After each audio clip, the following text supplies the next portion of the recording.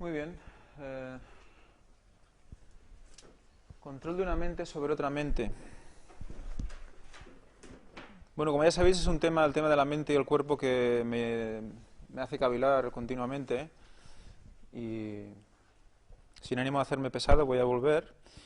Llevaba mucho tiempo sin ponerme, pero bueno, el otro día sentí la necesidad de empezar otra vez. Me vinieron ideas a la cabeza de cómo presentar el tema.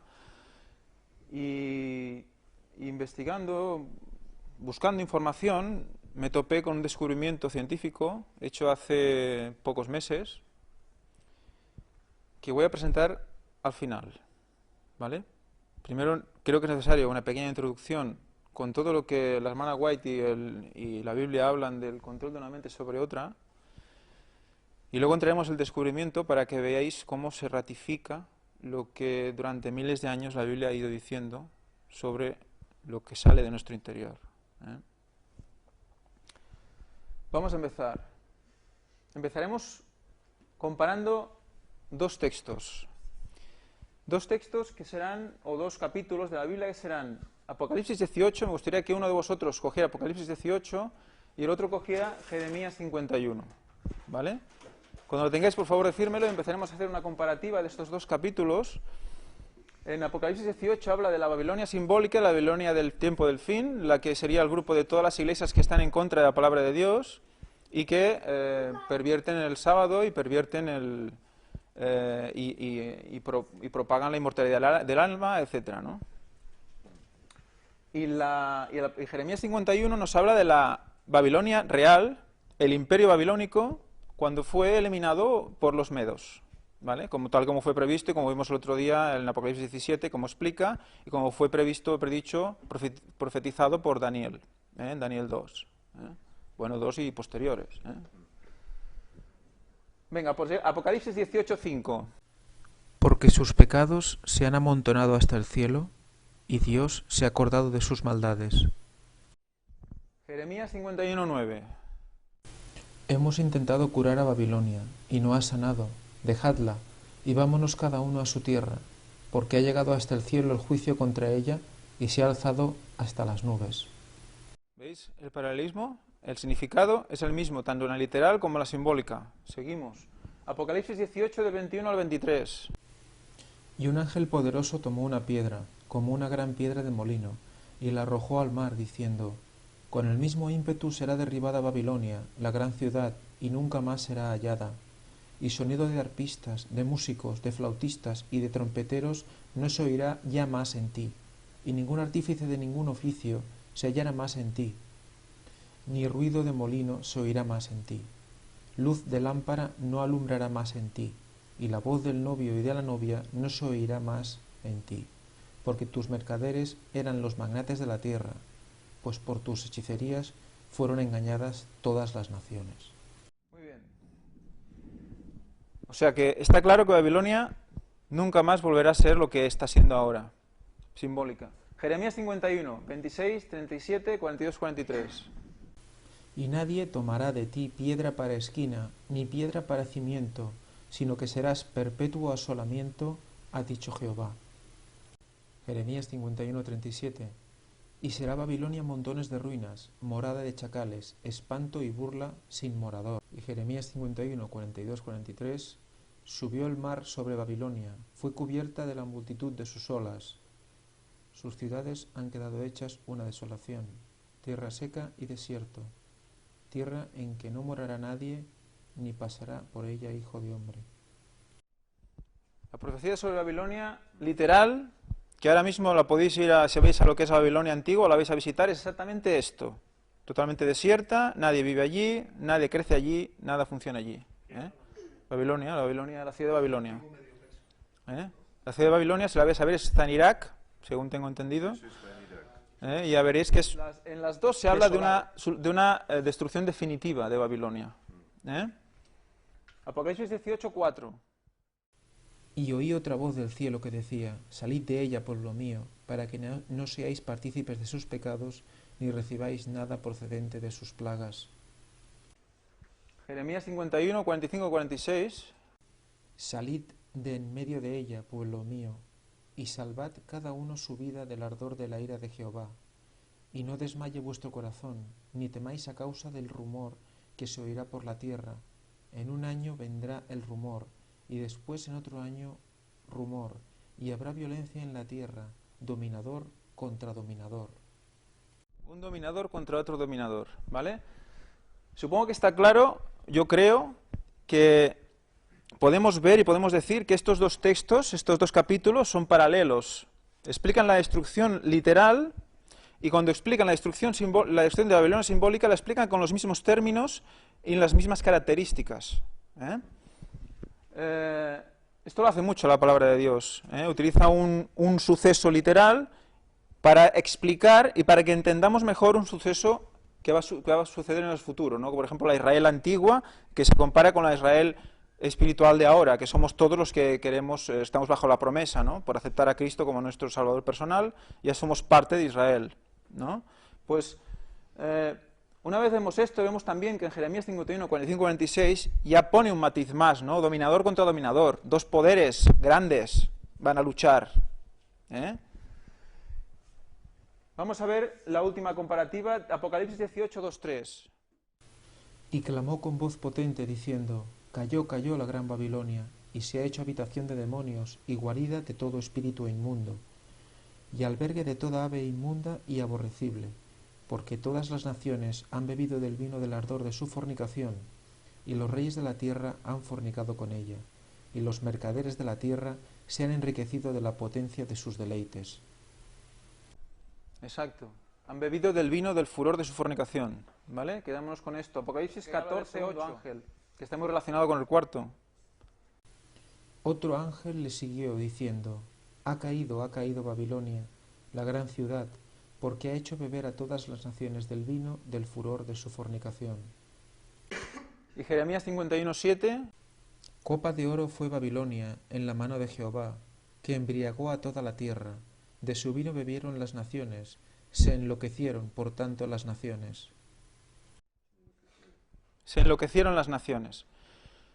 O sea, hay un matiz en Jeremías 51, 7 que no acaba de salir en Apocalipsis 18, pero que nos ayuda a entender en qué punto nos vamos a encontrar. Entonces, si nos damos cuenta un poco del tema de cómo estará mentalmente la gente que beba del vino del furor de la fornicación de Babilonia, nos damos cuenta de que en Jeremías 51, 7 nos aclara que se enloquecieron por tanto las naciones, se enloquecieron o se aturdieron, o sea, un aturdido está que no sabe dónde está, y si a esto le pones un énfasis más, está como enloquecido porque no sabe qué camino tomar, y toma el camino que le lleva a perdición.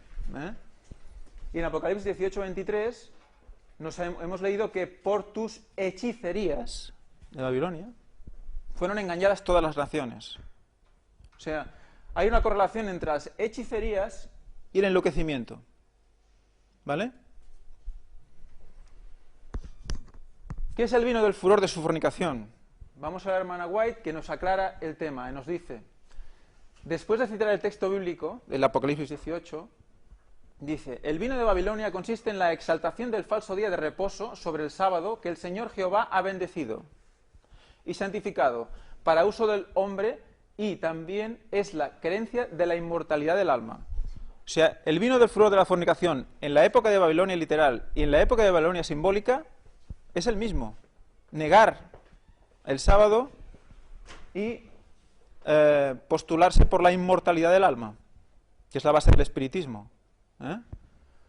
Estas herejías emparentadas y el rechazo de la verdad convierten a la iglesia en Babilonia. ¿Vale? La iglesia popular o la iglesia que no sigue a Dios. Reyes, comerciantes, dirigentes y maestros religiosos están todos en corrompida armonía. ¿De acuerdo? Todos para meternos en este grupito, en este gran grupo de espiritistas. Sigo con el texto de abajo más que nada porque antes hemos hecho esmento por el tema de las sociedades secretas, y hay otra cita, aquí veis en Mensajes Selectos, página 135, en 1902 escribió, después de citar el texto bíblico de Apocalipsis 18 del 1 al 8, dice: este terrible cuadro trazado por Juan para mostrar cuán completamente se entregarán al mal las potencias de la tierra, debiera mostrar a los que han recibido la verdad cuán peligroso es afiliarse a sociedades secretas o unirse de alguna manera con aquellos que no guardan los mandamientos de Dios. Creo que lo deja bastante claro. Y será sobre todo en el tiempo del fin. Y cómo las grandes potencias, los grandes dirigentes comerciantes estarán dentro de estas sociedades dominándolas. Y con la base del espiritismo llegar a las mentes de todos. Entonces, ¿realmente se están enloqueciendo las naciones?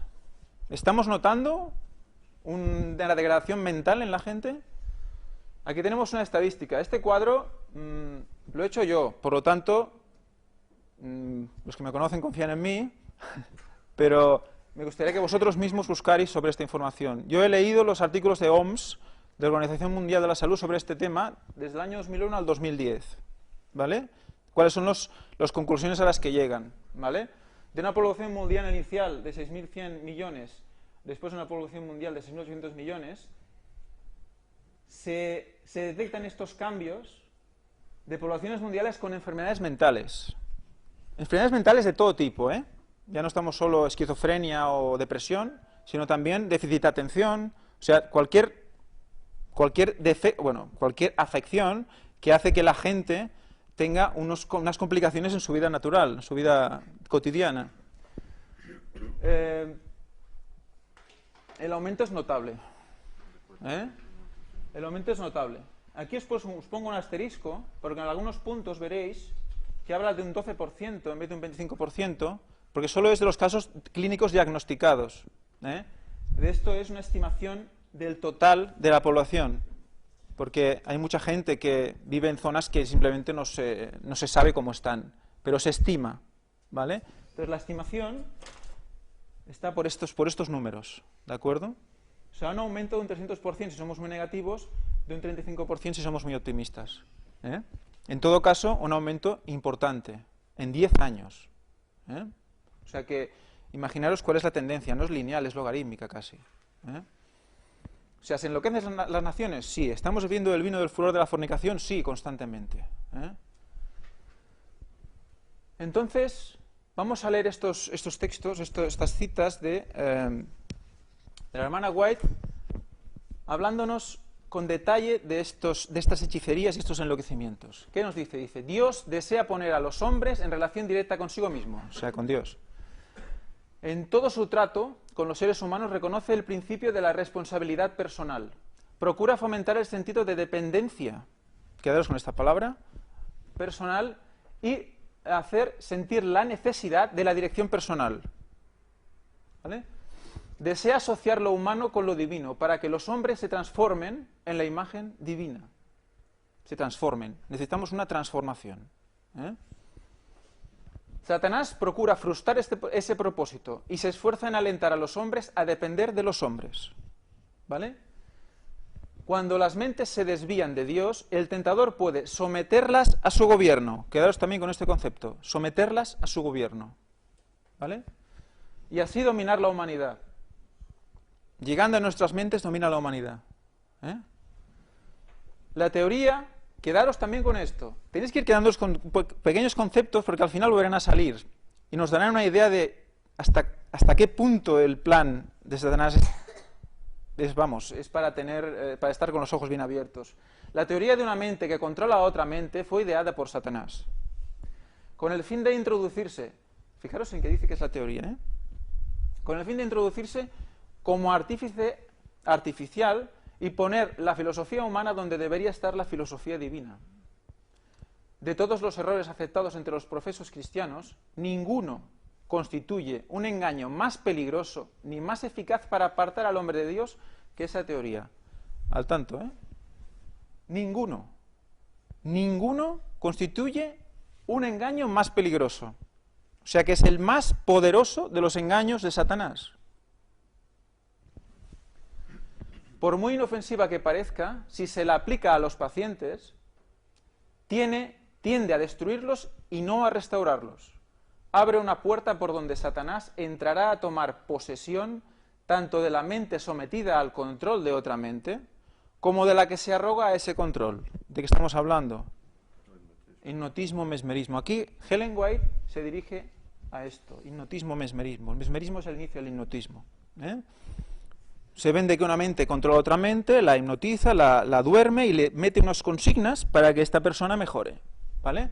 Pues ¿qué está pasando? Que lo que está explicando es que tanto la persona que hace este ejercicio como la que recibe ese ejercicio son los dos vías de la entrada de Satanás a la mente de los dos, ¿vale? O sea que Satanás convence a un hombre para que abra una puerta para que él pueda entrar, ¿de acuerdo? Y ahí conquista a dos, ¿vale? Y muchos otros diréis, pero si yo no me he hipnotizado en mi vida, seguro. Ahora lo vamos a ver. En estos días, cuando el escepticismo y el paganismo aparecen con tanta frecuencia vestidos con un ropaje científico, necesitamos cuidarnos en todos lados. En todos lados. Nuestro gran adversario está engañando mediante ellos a miles de personas. Con el ropaje científico, o sea, vestido de ciencia, está engañando a miles de personas. Y las está conduciendo cautivas conforme a su voluntad. Saca una enorme ventaja de las ciencias que conciernen a la mente. Empezar a pensar ahora todas las ciencias que conciernen a la mente, que os puedan venir a la cabeza, a ver a qué están dirigidas. Mediante ellas se arrastra como serpiente, imperceptiblemente, para corromper la obra de Dios. Esta entrada de Satanás por medio de las ciencias ha sido bien planeada. Mediante el conducto proporcionado por la frenología, psicología y el mesmerismo, hipnotismo, llega más directamente a los miembros de esta generación. Esta generación 1910, ¿vale? Y trabaja con ese poder que caracterizará sus esfuerzos cerca del fin del tiempo de gracia. ¿Vale? O sea, en su tiempo es un problema, pero es que se va a especializar en este tipo de control, en este tipo de poder, cerca del fin del tiempo de gracia, o sea, ahora. ¿Por qué? Porque, como hemos visto antes, es el poder más efectivo, el más poderoso, el más potente, de una mente sobre otra, ¿vale? Las mentes de miles de personas han sido envenenadas por este medio y conducidas al paganismo. Entonces, ¿qué debemos hacer? A fin de conducir a las almas a Cristo, debe conocerse la naturaleza humana y estudiarse la mente humana. ¿Qué hemos dicho que hizo Pablo? Con sus medios, con la sabiduría que Dios le dio. Estudiar la mente humana. Es de los primeros estudios de la mente. Pues debemos estudiar la mente humana. Pero aquí Satanás también tiene una imitación. Vamos a ver nuestros sentimientos, nuestras emociones, cómo somos. No, no es eso. Luego veremos un poco en dónde pone los límites. Génesis 3, del 1 al 7. ¿Cuál es el primer caso de control mental de una mente sobre otra? Lo sabéis. Vamos a repasarlo un momento. Ya sé que lo hemos leído tantas veces, pero yo creo que no viene mal volver a leerlo. ¿Quién tiene Génesis 3, del 1 al 7? Lee, va, Génesis 3, del 1 al 7. ¿No? Total, son solo 7 versículos. Venga, ¿quién quiere? Va. Venga, va. El que sea, pero ya. Lee. La serpiente, el más astuto de todos los animales del campo que Dios el Señor había hecho, dijo a la mujer: así que Dios os dijo que no comáis de ningún árbol del huerto. La mujer respondió a la serpiente: del fruto de los árboles del jardín podemos comer, pero el fruto del árbol que está en medio del jardín, Dios dijo: no comáis de él, ni lo toquéis, para que no muráis. Entonces la serpiente replicó a la mujer: no es cierto, no moriréis, sino que Dios sabe que el día que comáis de él, serán abiertos vuestros ojos, y seréis como Dios, conocedores del bien y del mal. Cuando la mujer vio que el árbol era bueno para comer, agradable a los ojos, y codiciable para alcanzar sabiduría, tomó de su fruto y comió, y también dio a su esposo, que comió igual que ella. Entonces abrieron sus ojos y al darse cuenta que estaban desnudos, cosieron hojas de higuera y se las ciñeron. Ahí está. Ese es el primer caso. Antes de hablar con la serpiente opinaban una cosa. Acaban de hablar con la serpiente y rápidamente opinan otra. ¿Vale? ¿Qué ha pasado aquí? Fueron abiertos sus ojos. ¿De acuerdo? ¿Qué ha pasado aquí? Dice, era agradable al paladar y a medida que comía parecía sentir un poder vivificante. Esto es Eva, ¿eh? Eva está comiendo la manzana, o lo que es, no sé si, no creo que diga manzana, pero bueno, el fruto, y bueno, el gusto era impresionante, entraba de bien que no veas, poder vivificante. Y se imaginó que entraba en un estado más elevado de existencia. ¿No suena esto un poco? Lo que se está vendiendo últimamente con ciertas teorías hinduistas y orientales. Tenemos que aumentar nuestro estado existencial, nuestro estado de conciencia. Somos más que humanos. ¿Qué le dice aquí la serpiente? Seréis como Dios. Nos está diciendo lo mismo ahora. Sin temor tomó el fruto y lo comió. Y ahora, habiendo pecado, ella se convirtió en el agente de Satanás para labrar la ruina de su esposo. O sea, va pasando de uno a otro. ¿Veis? Uno es el medio, el otro se vuelve a ser el medio, y así es como una enfermedad que se extiende. Exacto. En un estado de excitación extraño y anormal, en la Eva estaba, vamos, eufórica, ¿de acuerdo? Y con las manos llenas del fruto, o sea, iba con las manos llenas de fruta por ahí, lo buscó a Adán y le relató todo lo ocurrido. Le instó a comer repitiendo el aserto de la serpiente que no morirán.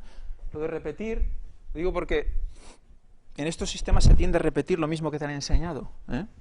Repites lo mismo, ¿no? Es lo mismo que nosotros intentamos hacer para hablar con los compañeros con quien queremos evangelizar. Repetimos lo que nosotros sabemos, pues ellos hacen lo mismo. Es el mismo sistema. Alegó que eso debía ser cierto, puesto que no sentía ninguna evidencia del desagrado de Dios. Yo lo he comido y estoy igual. Me siento perfecta, estoy bien. Puesto que no sentía ninguna evidencia del desagrado, sino que, al contrario, experimentaba una deliciosa, alborozante influencia que conmovía todas las facultades de una nueva vida. New Age. Que le parecía semejante a la inspirada por los mensajeros celestiales.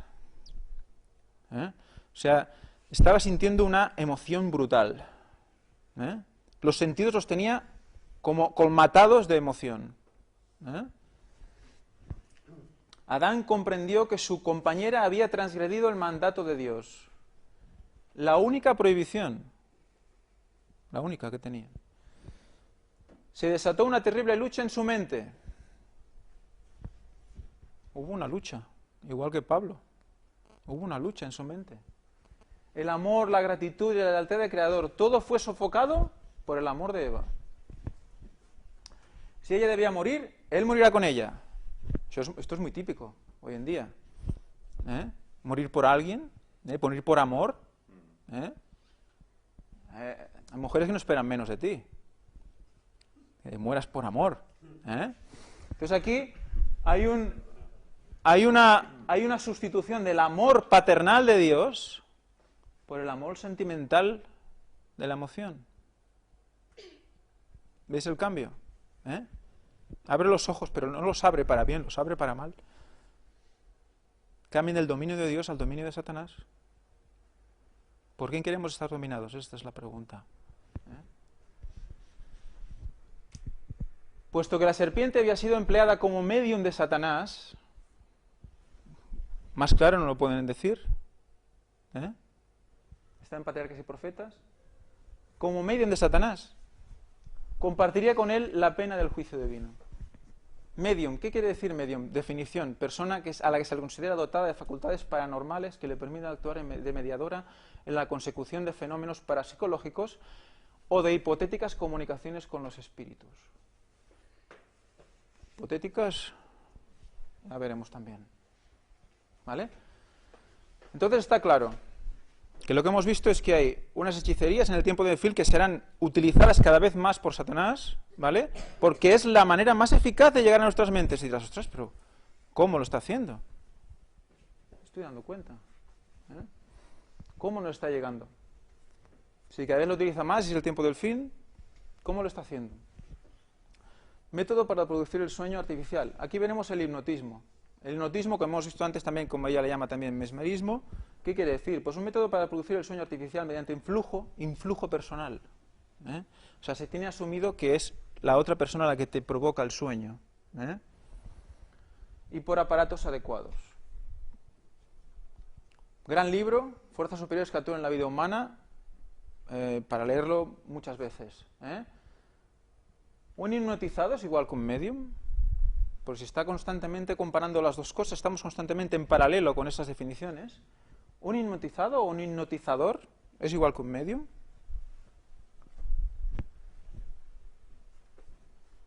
Aquí tenemos un texto que no sé si vais a poder leer vosotros desde aquí.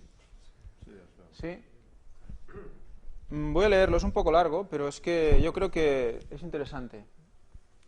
Todo el libro nos habla de casos científicamente probados de posesiones espiritistas y de manifestación de espíritus,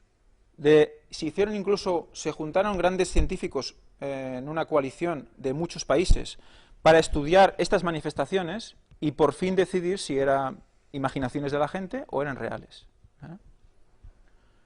Y en el momento que se manifestaban no lo veía solo el que decía, sino que todos los que estaban en la sala lo veían. Por lo tanto, no es que todos estuvieran, no es que uno tuviera una imaginación, sino que realmente ahí había algo que le estaba hablando a todos. Entonces, toman datos científicos de lo que dice el espíritu que se manifiesta. En la hipnosis una mente domina a otra y la gobierna totalmente a su antojo, haciendo entrar al hipnotizado en una hora en blanco de su vida. Una hora en blanco de su vida. ¿Cuántas veces habéis oído dejar vuestra mente en blanco? No penséis en nada. Vaciar la mente.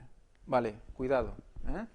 Pero al amparo de la anulación de la conciencia y voluntad del que pasa por el trance hipnótico, es perfectamente posible, y ocurre muchas veces, que no solo la mente del hipnotista actúe como espíritu control, sino que también cualquier otro de los espíritus de demonios o Satanás mismo tome posesión de aquella personalidad, transformando el trance meramente hipnótico en trance medianítico, o sea, de medium. Sea que el trance de los mediums se deba a una autohipnosis o a una hipnosis provocada por un espíritu, quedados con autohipnosis. Autohipnosis. Quedados con esta palabra. Es muy importante. En el libro se habla de autohipnosis como uno de las exposiciones más graves que te puedes hacer de tu mente. Es más peligroso incluso que la hipnosis, si puede serlo. Dice J. Brooke Walters, uno de los investigadores, de cualquier forma constituye un sometimiento del subconsciente a las impresiones del espíritu invasor, el cual domina y trabaja con un espíritu control hipnotizador, mediante el medium hipnotizado por el espíritu. Un hombre de negocios de San Francisco, relata el escrito citado, al discutir con el autor el asunto de la autohipnosis, habló acerca de una antigua práctica de autohipnotizarse y de un repentino abandono de dicho hábito. Cuando insistimos en saber por qué había abandonado la costumbre, contó que al acostarse cierta noche mientras se encontraba realizando el proceso para establecer la autohipnosis, sintió como si lo comenzara a dominar una autoridad extraña. La lucha con lo que parecía ser una personalidad espiritual invasora lo aterrorizó tanto que desde ese día nunca más volvió a intentar el autohipnotismo. Es evidente que con el fenómeno hipnótico se relacionan fuerzas o personalidades extrañas ocultas. En su obra The Case of Psychic Survival, G.T. Carrington refiere un diálogo sostenido por el espíritu control del medium espiritista. O sea, ahora veremos lo que decía este espíritu control. O sea, lo que él mismo dice sobre lo que está haciendo. ¿Vale? Y veremos cómo realmente ellos mismos reconocen este hipnotismo. Cuando se acerca el momento puedo impresionar, eso lo dice el espíritu control, están ahí, puedo impresionar en el subconsciente no solo en mi presencia, sino en la de otros, y controlo ese subconsciente. Claramente, controlo ese subconsciente. Quedaos con el subconsciente, porque eso es lo que luego el descubrimiento científico nos va a enseñar. Esta es una parte de su mente muy cambiante y por lo tanto es propio que usemos esa imaginación de la mente mediante lo que puede llamarse hipnotismo. Él mismo reconoce que utiliza el hipnotismo para controlar esa mente. ¿Vale? ¿De acuerdo? Bueno, es un poco, esto es lo que hace. En otras palabras, lo que explica el autor es que en otras palabras, el trance del medium viene a ser un trance hipnótico producido por la actuación de un espíritu diabólico. O sea que lo que hace básicamente es comparar el trance hipnótico con el trance espiritista y demostrar que es exactamente lo mismo. Lo que se somete que es un debilitamiento de la voluntad y de la personalidad que justifica la expresión que tiende a destruirlos. Entonces, lo que decíamos antes, el escucharse a uno mismo, de acuerdo, pero ciertos límites. Dice, no es sabio que nos miremos a nosotros mismos y que estudiemos nuestras emociones. ¿Os suena el coaching? ¿Os suena el coaching? Pues está de moda, ¿eh? El coaching es el estudio de tus propias emociones y el estudio de las emociones de los demás. ¿Vale? Y tú cómo puedes influir en sus emociones a través de las tuyas. O sea, es como una inteligencia emocional muy... ¿Vale? Pues esto puede llevarte a situaciones muy complicadas. Constantemente a preguntarte por qué sientes esto, por qué no lo sientes. O sea, estás concentrándote en ti mismo. ¿Y qué vemos? Si lo hacemos, el enemigo nos presentará dificultades y tentaciones que debiliten la fe y aniquilen el valor. El fijarnos por demás en nuestras emociones y ceder a nuestros sentimientos es exponernos a la duda, enredarnos en perplejidades. En vez de mirarnos a nosotros mismos, miremos a Jesús. Cuando las tentaciones los asalten, cuando los cuidados, las perplejidades, las tinieblas parezcan envolver el alma, miren hacia el punto en que vieron la luz por última vez. Eso es muy útil. Entonces, en los momentos en los que una autohipnosis, aquí cuando se expresa una autohipnosis, es, imaginaos una hipnosis a ti mismo. Entonces, ¿qué haces? Cierras los ojos, piensas en ti mismo, e intentas, entras en un sueño, en un trance tú mismo. ¿Vale? Pues, al hacer esto, pues ¿qué haces? Hay técnicas diferentes, no piensas en tu respiración, en los latidos de tu corazón, te escuchas, tal. Todo eso son situaciones en las que tú estás interiorizando como este poder hacia ti mismo. Y ahí abres esa puerta. Y es una puerta, en cierta manera, literal. Ahora lo veremos también. ¿Cómo se le llama esta puerta? Existe en nuestro cerebro un grupo de neuronas que se llama Sistema de Activación Reticular, SAR. Este sistema, vamos a ver lo que hace. Este sistema lo que intenta, ¿qué es? Lo que intenta es regular la excitación del cerebro como un todo. O sea, ¿qué hace qué?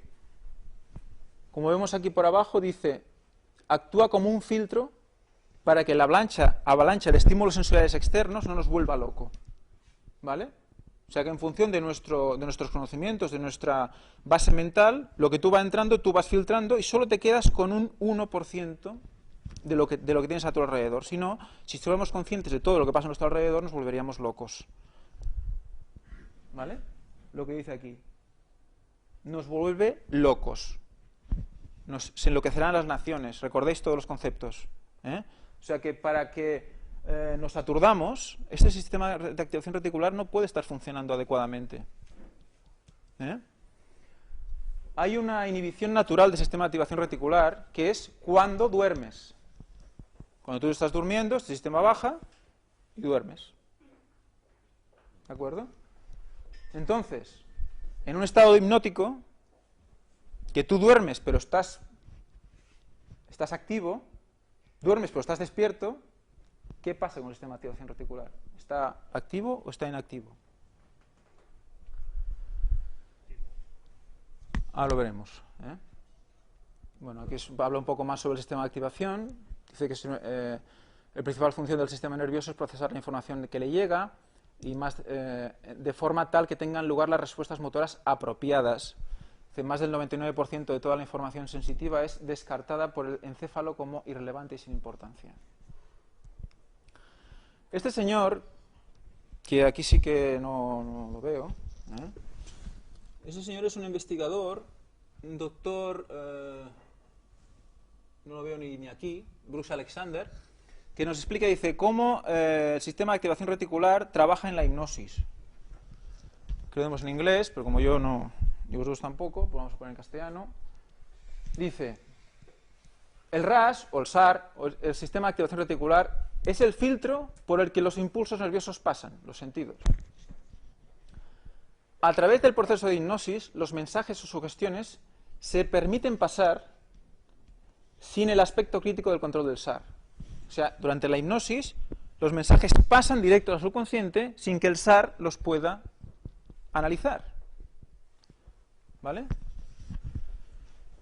Esto se puede lograr a través de la relajación, lo que el estado de hipnosis pretende e intenta llevar a cabo. A través del condicionamiento del sistema de activación reticular, uno puede permitir que el subconsciente responda de una manera distinta a un estímulo particular. O sea que si yo te pego, te tendría que doler, pero si yo te digo que no te duela, no te duele. Imaginaos el poder de la mente sobre el cuerpo. Pues te han puesto una orden nueva dentro del subconsciente.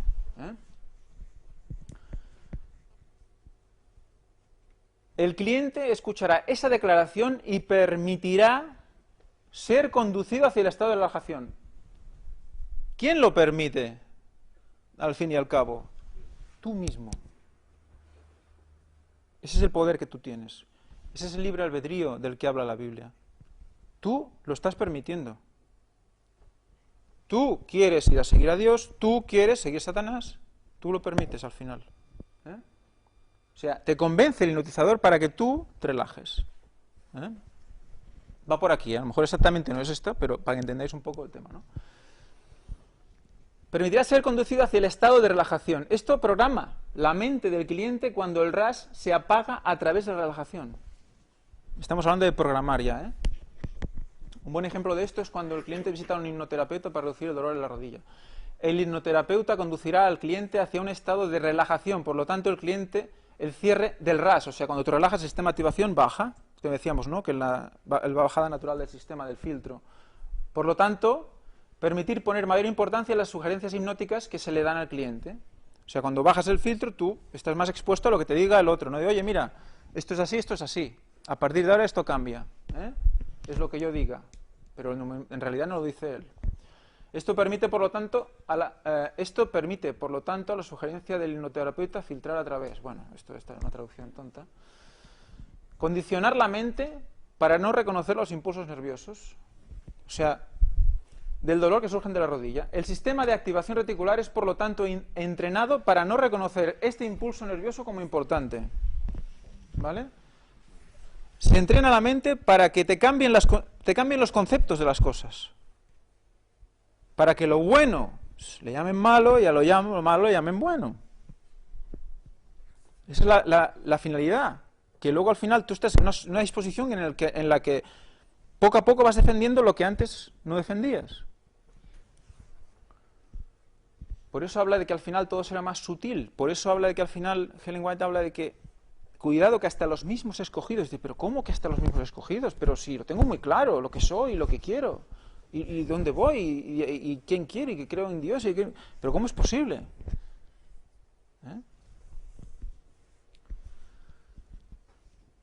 Evidentemente, y como en todo, en el tema de la hipnosis también, hay diferentes grados. Aquí en el libro este que os comentaba nos los pone los diferentes grados. Está el grado muy liviano, el sujeto presenta relajación muscular, inmovilidad de la mirada y caída de párpados. En el grado leve hay catalepsia, o sea, rigidez, ¿vale?, de los miembros, y eso va aumentando hasta que llegas a un quinto nivel de hipnosis, que es el sonambulismo, ¿no?, y que tiene unos efectos post-hipnóticos. O sea, que tú puedes dar una orden que se cumple de aquí 20 años o 3 semanas.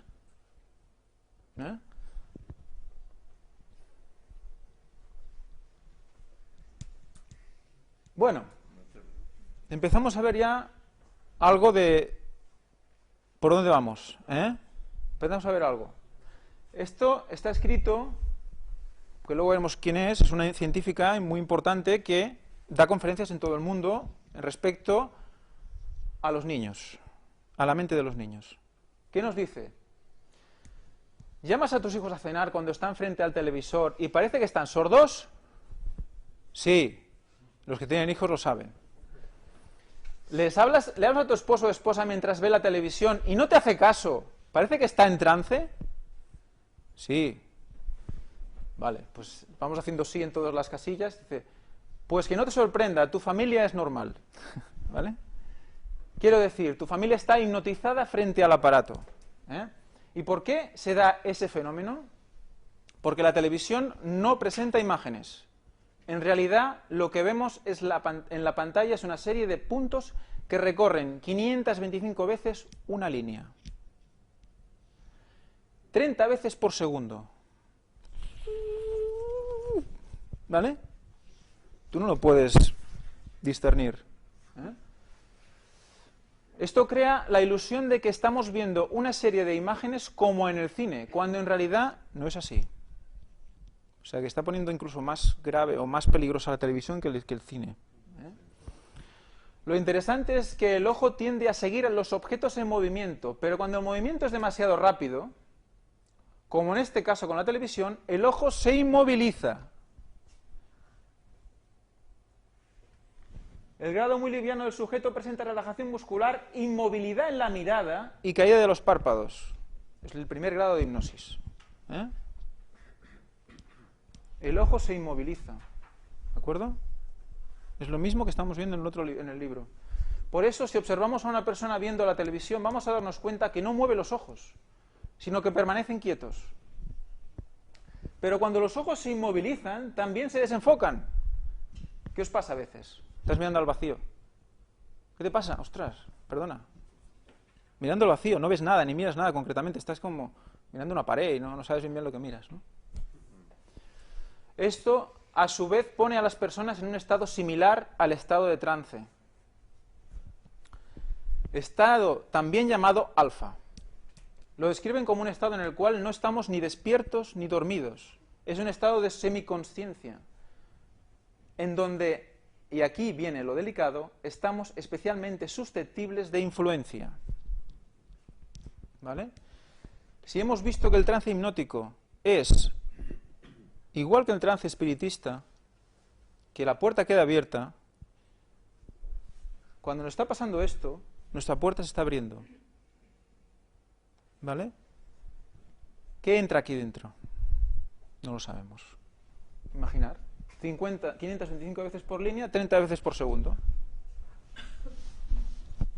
No lo sé. Por eso hay que elegir muy bien lo que se ve.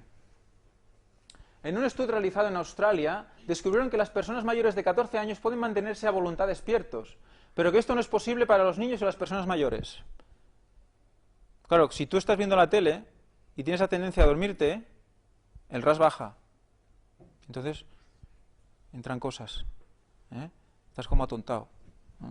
Mucha gente se duerme viendo la tele. Casi todo el mundo se duerme viendo la tele.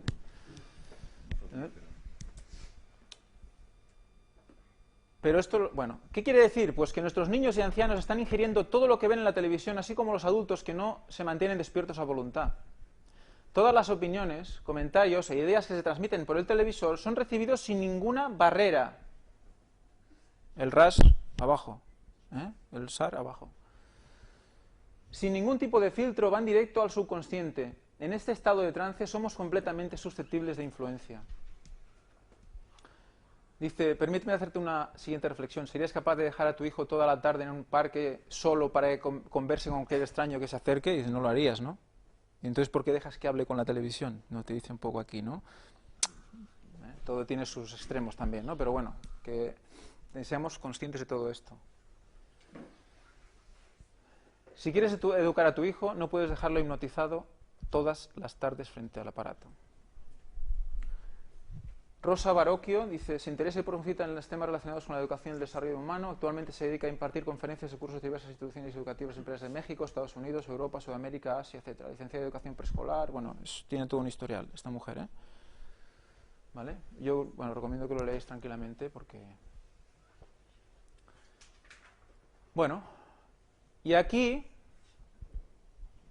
es un poco donde quiere ir a parar, ¿vale? Es del descubrimiento científico... ¿Sigo? ¿15 minutos? ¿Sí? Es el descubrimiento científico que creo que, bueno, para mí ha sido de los más importantes, para mí, porque este tema, pues supongo que pues, estoy más sensible con el tema, pero solo de ver el título ya los tiene que hacer pensar. Las decisiones son inconscientes. Yo creo que solo con el título ya podéis empezar a haceros una idea de más o menos por dónde va la cosa, ¿no? Le entrevistan al señor John Dylan Heinz, neurocientífico de Bernstein, de Alemania, y lo veréis en redes. Esto fue una entrevista que hizo el compañero Punset al señor John Dylan. Veréis a qué conclusiones llegan y a partir de qué experimentos tan sencillos. Dice, te voy a marcar un experimento. Dice, nosotros hicimos un experimento con una persona. Le dijimos, mira, aquí tienes un botón azul y un botón rojo. Decide tú cuál quieres apretar. ¿Vale? Y ellos llegaron a la conclusión de que podían predecir qué botón podían apretar. Y al 100%. Decían rojo, rojo, azul, azul, rojo, rojo, azul, azul. ¿Cómo es posible? Pues descubren que 7 segundos antes de tomar tú una decisión racional, tu subconsciente ya la ha tomado por ti. ¿Vale? O sea que, fijaros para mí esto es muy importante. Porque quiere decir que cada una de las decisiones que tú tomas, tu interior, o sea, tu subconsciente la ha tomado antes por ti. ¿Vale? Entonces, ¿qué pasa? Poco vais viendo por dónde va el tema y yo creo que poco a poco os va a ir dando vueltas la cabeza con el tema. Dice, la decisión se puede dividir en dos. Hay dos aspectos que forman una decisión. Por un lado, el proceso cerebral, algo que ocurre en el cerebro que te lleva a elegir una cosa u otra. Por el otro, que conscientemente sabes qué quieres hacer. Ahora tomo una decisión. Pero parece que antes que eso, se produce un procesamiento inconsciente en el cerebro. Hay una lucha antes de que tú lo pienses conscientemente. ¿Vale? El cerebro en sí mismo ya... ¿Vale? Pero que tú no eres consciente de esa lucha. ¿Vale? En el cerebro sucede algo que prepara tu decisión, que te conduce hasta ella e influye en la manera en la que tu mente consciente elige. O sea, que estamos influidos por nuestro subconsciente en la elección de la decisión y que ya la ha tomado por ti. Entonces le pregunta a Eduard, dice, entonces me dices, corrígeme, que el cerebro inicia este proceso 10 segundos antes de que tomes la decisión, y lo segundo es que me cuentas que acerca del experimento es que un poco antes, quizás 7 o 5 segundos antes del cerebro, ha elegido ya el botón que va a pulsar, ¿no? Dice, es fascinante, ¿no? Porque en realidad lo que sugiere es que todos los conceptos y los descubrimientos acerca de la plasticidad cerebral, por ejemplo, tu capacidad de influir y cambiar tu cerebro y por lo tanto de cambiar el mundo, son algo dudosos. Dice, bueno, yo diría que, por supuesto, el cerebro puede cambiarse a sí mismo. Y cuando creemos que estamos cambiando algo de nosotros mismos, por ejemplo, cuando intentamos dejar de fumar o intentamos hacer más deporte, algo así, hablamos entonces de un cerebro que se está reprogramando. Pero no es solo nuestra conciencia la que toma decisiones para cambiar las cosas, sino el cerebro como un todo. Esto no implica solo la consciencia. Aquí un poco... lo que hace es que también va a hablar de esta corriente que dice que si tú piensas una cosa y la piensas con fuerza y todos la pensamos a la vez, cambiamos el mundo. Es lo que ellos llaman, dice que hay parte de ellos que hablan de esto como libre albedrío. El libre albedrío que evidentemente no tiene nada que ver con el libre albedrío bíblico. Y dicen que esta gente no lo podría hacer porque conscientemente no pueden cambiar nada porque su consciente ya toma la decisión. ¿Veis un poco por dónde voy? Es un poco rebuscado, quizás, pero lo que intento deciros es que en resumen, nuestro subconsciente, ¿por qué está influenciado? Tenemos el Espíritu Santo, tenemos el pecado, el heredado de Adán, el heredado por las generaciones anteriores y el hecho por nosotros mismos. Aquí, el subconsciente, ¿vale?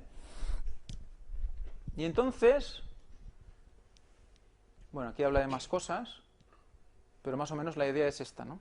Y bueno, y habla de que somos, de que podemos ser, de que con esta actividad, determinando esta actividad, podemos firmar, ¿vale? O sea, que nuestra actividad cerebral es específica en cada respuesta y que puede saber lo que pensamos y lo que vamos a responder, si es verdad o mentira, etcétera. Bueno, ahí llega a un control mental brutal, ¿eh? Pues hay más connotaciones de todo esto, pero lo que me interesa hoy es el concepto de la lucha del cristiano que hemos hablado esta mañana, ¿eh?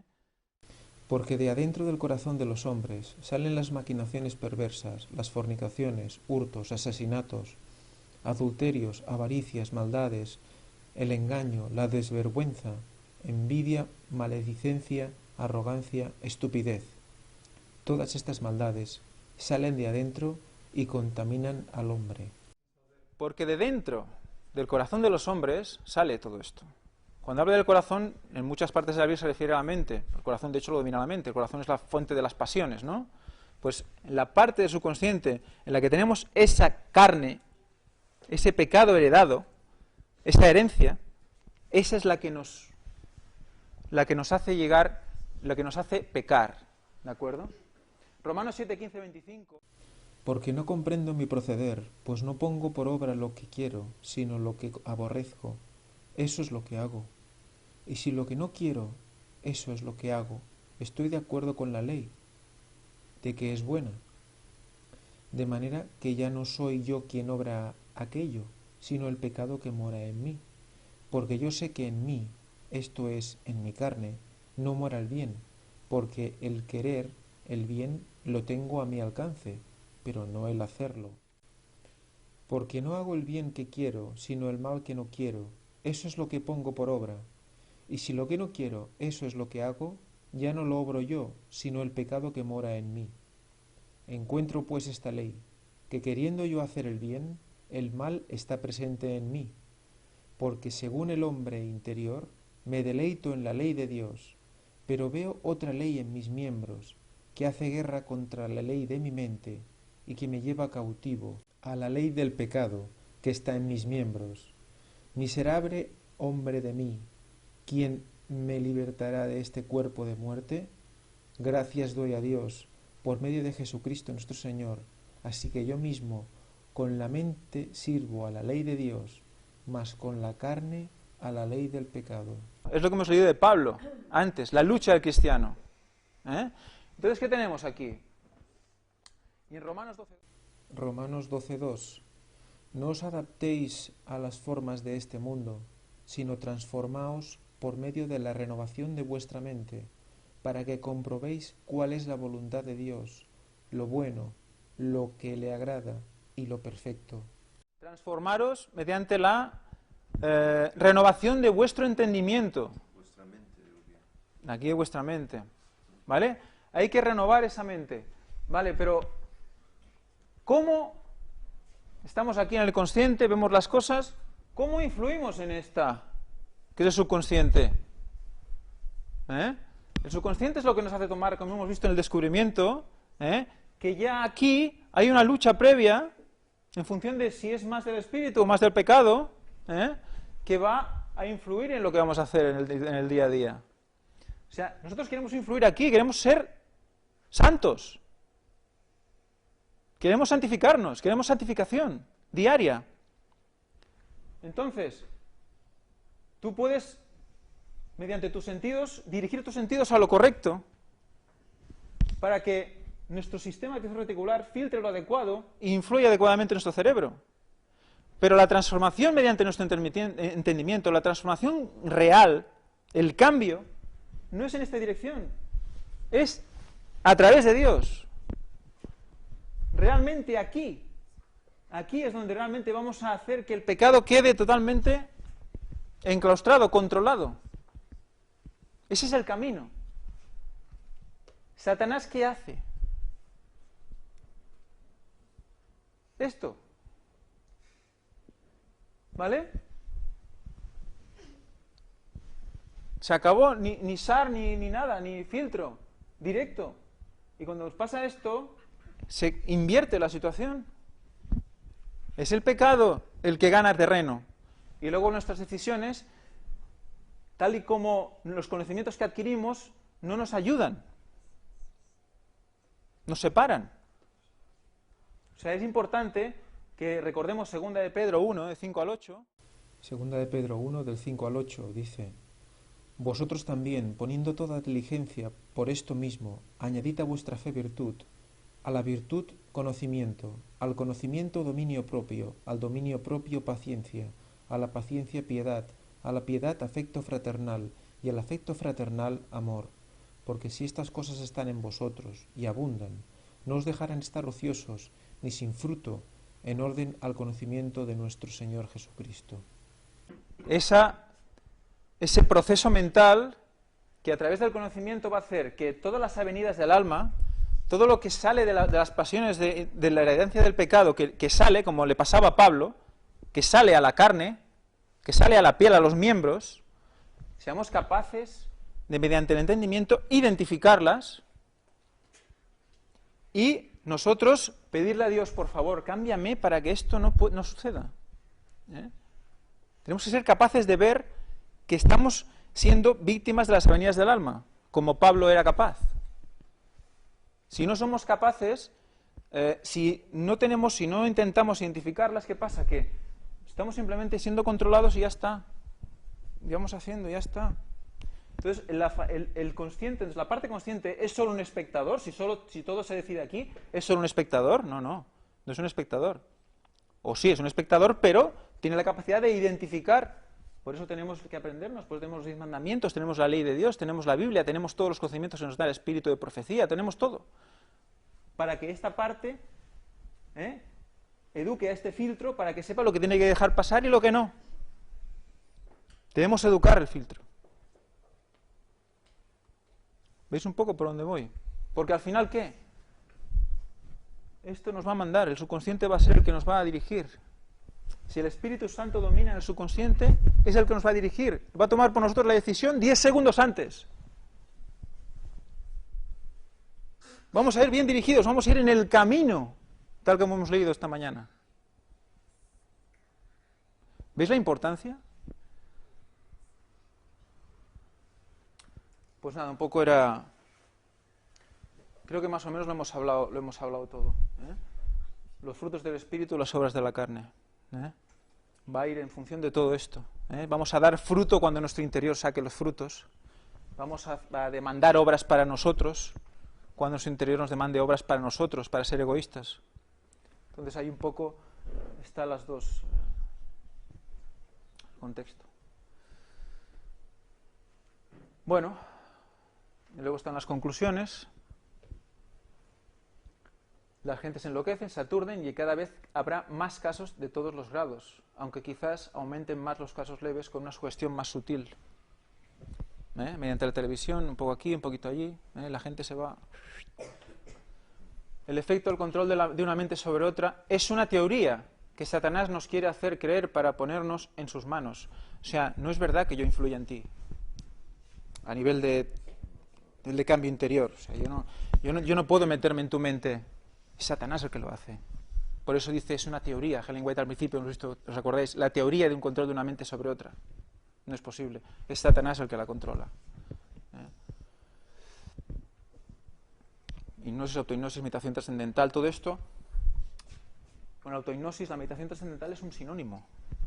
O sea, concentración en uno mismo, la energía que vuelve a entrar por el tercer ojo, etcétera, etcétera. Todo esto es no proyectarla a Dios.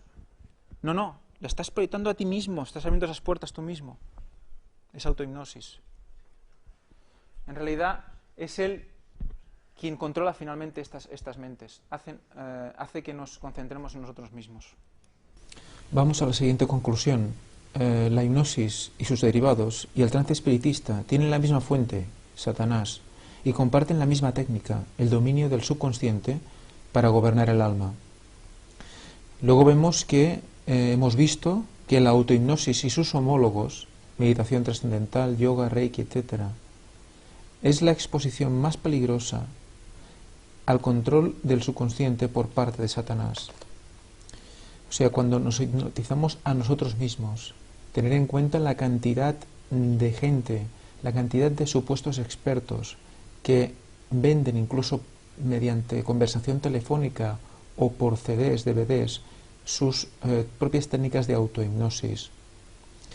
Con estas técnicas os proporcionan pues una supuesta paz mental antes de ir a dormir, cuando ya el SAR, el sistema de activación reticular, está más tranquilo, más inhibido, más relajado, y aprovecha para autosugestionar vuestras mentes. Es extremadamente peligroso, como hemos visto en el estudio del compañero Fernando Chaik. La quinta de las conclusiones a la que llegamos con el estudio de hoy es: el sistema de activación reticular tiene un papel clave en mantener la cordura de nuestro cerebro. Dios lo puso para proteger nuestro subconsciente de los ataques directos del enemigo, y Satanás pretende desactivarlo a toda costa, para así acceder al subconsciente y ¿qué? Reprogramarnos. Nosotros tenemos dos posibles programas: el programa que nos instala Satanás y el programa que nos instala Dios mismo. ¿A cuál queremos nosotros ceder? Porque al final es esa la elección que tenemos que hacer. Hay diferentes grados de control mental en la función del tiempo, la exposición, de lo profundo de la hipnosis a la que está siendo sometido. O sea, ¿cuál es la mejor prevención para evitar el dominio de Satanás en una mente sobre otra? La no exposición. ¿Qué nos dice la palabra de Dios? Antes de tocarlo, corte el brazo; antes de mirar, quítate el ojo, algo así, ¿no? ¿Es parecido a esto lo que dice? Pues no hay que exponerse. No seamos presuntuosos, digamos, no, yo es como estoy con Dios, a mí no me afecta. No, espera. Te va a proteger quizás si entras de manera involuntaria o una exposición, pero si tú dices, no, yo aquí puedo, ¿no? La conclusión otra: la televisión provoca estados hipnóticos, eso está claro, lo hemos visto. Bueno, y la ciencia ha demostrado que el subconsciente decide unos 7 segundos antes que el consciente, o sea que ya está influyendo la decisión. O sea que si tú dentro no tienes la transformación interna hecha, las decisiones están condicionadas. Por eso es tan importante. O sea, un poco lo que me ha hecho hacer este culto, que no es un culto, más una conferencia, es esto, es el hecho de que, por favor, miremos ese interior que se nos está degradando. Porque estamos bebiendo del vino. Eso es lo que tenemos que tener en cuenta. Este descubrimiento implica la demostración de que nuestra mente está siendo gobernada e influida en todo momento por el subconsciente, y que debemos elegir quién la va a gobernar. Esa es la base del verdadero libre albedrío y de la lucha del cristiano. Es ese libre albedrío que explica la palabra de Dios. No es el libertinaje, la libertad porque sí, es la libertad de elegir entre el bien y el mal, la libertad de decidir quién queremos que nos reprograme. Esa es la base. Y como hemos visto en este descubrimiento, la programación del subconsciente es una base de nuestras decisiones. Por lo tanto, ¿qué programa vamos a elegir? Seguimos. La parte consciente no debe ser un simple espectador, si no, no habría lucha del cristiano. La parte consciente debe analizar las avenidas del alma y evaluar si son obras de la carne o fruto del espíritu. Si es lo primero, hay que encomendarse a Dios en oración para que Él, y sólo Él, actúe sobre nuestro subconsciente a través del Espíritu Santo, inhibiendo los efectos del pecado. Solo la madurez espiritual nos ayudará a discernir, y ésta se conseguirá mediante el verdadero amor, a través del dominio propio y del conocimiento. De esta manera mantenemos entrenada la parte consciente, concentrándonos en aportar inputs que ayuden a nuestro cerebro a controlar a la carne. leer, leer y leer con oración la Biblia y el espíritu de profecía, así como cuidar vuestro cuerpo, nuestro cuerpo, para obtener el verdadero equilibrio. ¿Cómo vamos a educar a ese filtro que está ahí, el SAR, y que hace que nos fijemos en las cosas, en ciertas cosas? Pues si nosotros educamos adecuadamente ese filtro, así como nuestro hipotálamo, pues todo nuestro cuerpo irá en armonía y será capaz de discernir si las avenidas del alma, la que nos viene del subconsciente, lo aporta a Satanás o lo aporta a Dios.